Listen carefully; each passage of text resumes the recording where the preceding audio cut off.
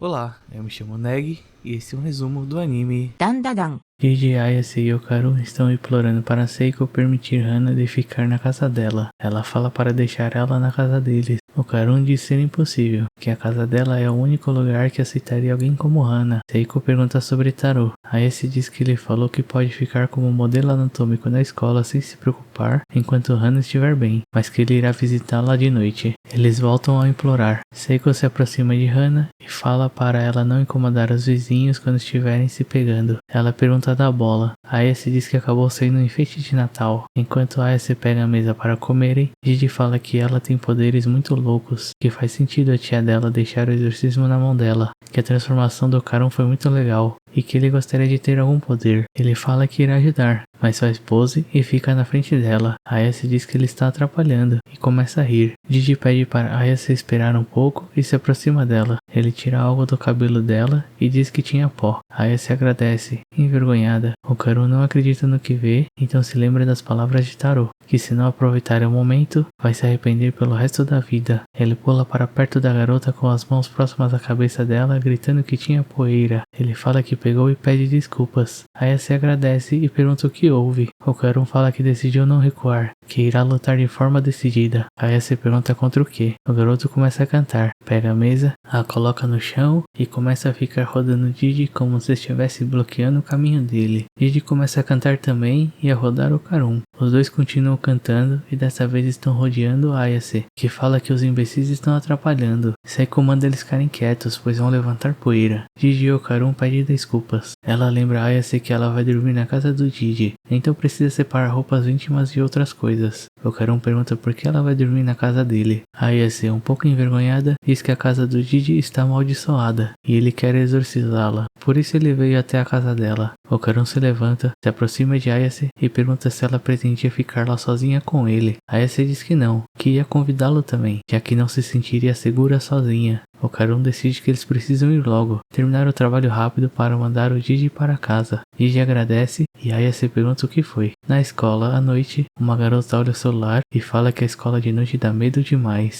Um garoto pergunta se não dá problema entrar sem permissão. Outro fala que está tudo bem, já que eles vão só jogar Ouija. O primeiro garoto fala que vai filmar. O segundo garoto pergunta se eles não ouviram algo, deixando as garotas nervosas. Uma delas ouve algo. Todos se viram para o corredor. Eles se encolhem. Taro aparece correndo e manda eles saírem da frente que estão atrapalhando. Os estudantes gritam de medo e Taro pula pela janela. Ele pega trem, sai correndo da estação e é acertado por um caminhão no meio do caminho, ficando em pedaços. Ayase está com Hana esperando por Taro. Ela coloca o cachecol na Hana e diz para ela não se preocupar, que irá esperar com ela até Taro aparecer. O sol nasce e Hana suspira. Taro a abraça por trás, se desculpando pelo atraso. Hana diz que o ama. A luz do sol começa a acertar o rosto da Ayase, que acorda, dizendo que pegou no sono. Ela vê Taro e Hana se beijando e fala que se ele chegou, deveria tê-la acordado. Taro agradece a Ayase por ter ficado com Hana. Ele diz que algumas coisas fizeram ele se atrasar, mas promete que chegará às 2 a partir do dia seguinte. Ayase pergunta irritada se ele pretende vir todos os dias. No quarto de Jiji, o garoto estava sentado no futon dele. Ele estava com uma expressão de aterrorizado. Jiji fala que não conseguiu dormir de novo, tudo por causa dele. Ayase, Jiji e Okarun estão num trem jogando cartas. Okarun perde. Ayase diz que ele é ruim e Okarun fica de birra, dizendo que não irá jogar mais. Ayase diz que é brincadeira e Jiji dará um doce para animá-lo. Ayase e Jiji começam a falar da loja de doces que eles costumavam ir, se divertindo ao relembrarem do passado. Okarun fica melancólico e decide focar em recuperar suas bolas para não pensar demais. Ele fica repetindo em sua mente a palavra bola durante a viagem toda. Ayase pergunta o que foi. Okarun se assusta e responde bola. Ayase ri e diz que ele está pensando demais nas próprias bolas. Okarun tenta se explicar, mas Jiji pergunta desde quando piadas sujas têm feito sucesso. Ayase diz que não é isso, que aconteceu muita coisa. Jiji começa a brincar e Ayase ri, deixando Okarun apreensivo. Ele decide tomar a iniciativa para captar o interesse da Ayase e grita que irá falar sobre Tsuchinokos. Ayase fica interessada. Ele fala que gorilas eram considerados Yuma até 100 anos atrás e acredita que Tsuchinokos irão seguir os mesmos passos. Jiji lembra que há uma lenda sobre a grande serpente na vila dele, um templo construído 200 anos atrás, e que idolatra uma grande cobra, chamado de Templo Tsuchinoko. Ayase fica animada e fala para irem ao templo para ver um Tsuchinoko. Gigi fala que ela não tem jeito e pede para ela não sair de perto dele e faz uma careta. Okarun começa a procurar outro tópico. Ele grita uma múmia de capa e que tem um templo que o idolatra. Então templos que idolatram Yuma não são tão raros. Gigi fica impressionado e fala que capas existem e pergunta se Ness existe, deixando Okarun surpreso com a reação dele. Okarun começa a explicar as coisas, animado, e Gigi o ouve com atenção, impressionado com tudo que ele fala. Okarun percebe que é a primeira vez que ele conversa tanto com alguém sem ser com a Ayase. Ambos acham divertido. Gigi fala que Okarun sabe de tudo, que o respeita demais como amigo. Okarun repete a palavra amigos e Gigi pergunta se eles não são. Ele fala que Okarun é amigo da Ayase e pede para ele ser incluído como amigo dele. Okarun pede desculpas, pois é um cara desajeitado. Ayase reage e fala que já falou para ele não dizer isso, deixando Gigi confuso e curioso. Ela fala que ele não precisa saber. Gigi diz que até ela está excluindo ele. Okarun se pergunta por que Gigi não pode ser mais desagradável. Se ele for tão legal assim, eles chegam à cidade onde Gigi mora, e Ayase fica surpresa por ser uma área de fontes termais. Gigi diz que tem relação com o trabalho de seu pai, que ele está pesquisando vulcões em uma faculdade ali perto. Ayase pergunta se o vulcão não entrará em erupção. Gigi fala que há registros dele ter entrado em erupção há 200 anos atrás, mas parece que desde então ele se acalmou. Eles param em frente a uma escadaria gigantesca. Okarun fala que não pode ser. Ayase fala que nem quer ouvir. Gigi sai correndo escada acima, feliz. Mais escadas. Ayase e Okarun não querem acreditar. Gigi sobe correndo, feliz. Eles chegam. Gigi pergunta se Ayase viu alguma aura esquisita. Okarun estava deitado e Ayase pergunta quanta energia ele tem. Ela fala que não vê nada, que é totalmente normal, deixando Gigi surpreso. Ele fala que os médiuns disseram que era perigosa. Okarun nota algo na floresta, mas Ayase pede para ele ir logo. As pessoas da cidade estavam na floresta próxima à casa de Gigi. Okarun pergunta se Ayase vê alguma aura esquisita. Eles olham vários cômodos da casa. A TV liga e Okarun fala que ela ligou sozinha. Ayase diz que foi ela. Ele pergunta por que ela ligou a TV. Ela responde que é porque não tem nada para fazer. Okarun fica olhando para Gigi. Gigi pergunta se estão duvidando dele. Ayase diz que não é isso. Ela imagina que os espíritos tenham se escondido. Quando o espírito tem pouco poder, é difícil para ela perceber, então é fácil eles se esconderem. Ou seja, será moleza. Gigi acha Ayase maneira e massageia seus ombros. Ela fala que queria beber um suco bem docinho, e Gigi diz que irá pegar agorinha mesmo. Ayase fala para Okarun se sentar também, já que os espíritos irão aparecer de noite, é para eles descansarem. Okarun se senta e Ayase decide ir para as fontes termais. Okarun pergunta se ela falou que não há espírito só para ir nas fontes. Ayase diz que realmente não há nenhum,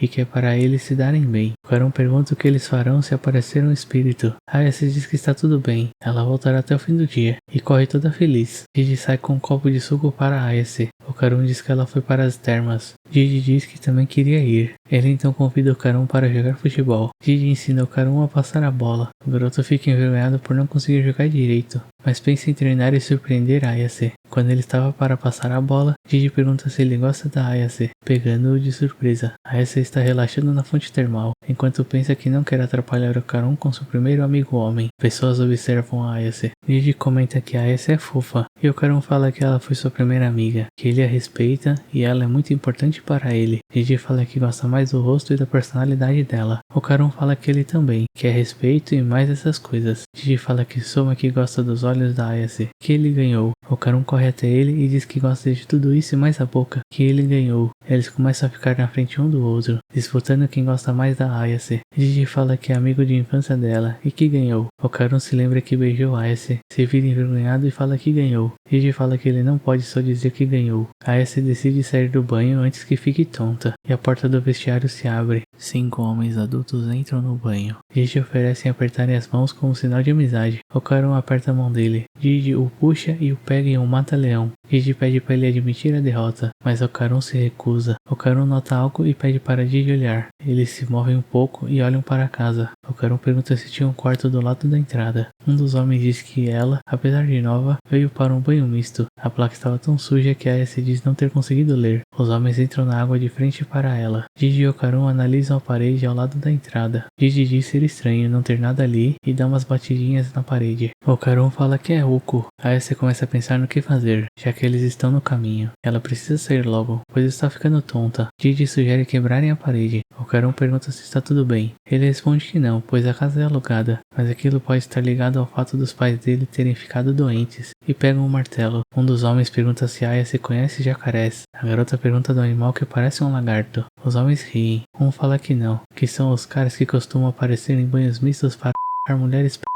4 deles começam a se aproximar. A Aya se pergunta se ela consegue derrubar tantas pessoas de uma vez com seu poder. Didi abre um buraco na parede, e uma aura sinistra sai do buraco. A Aya ouviu que um Alcateia se debanda quando o líder é derrotado. Ela levanta os braços para usar seus poderes, mas um homem surge debaixo d'água e pega suas mãos, a derrubando na água. Ela é segurada debaixo d'água. A parede falsa era feita de várias camadas com vários talismãs entre elas. O quarto do outro lado estava coberto de talismãs. Didi e Okarun ficam espantados. E esse foi o episódio 12.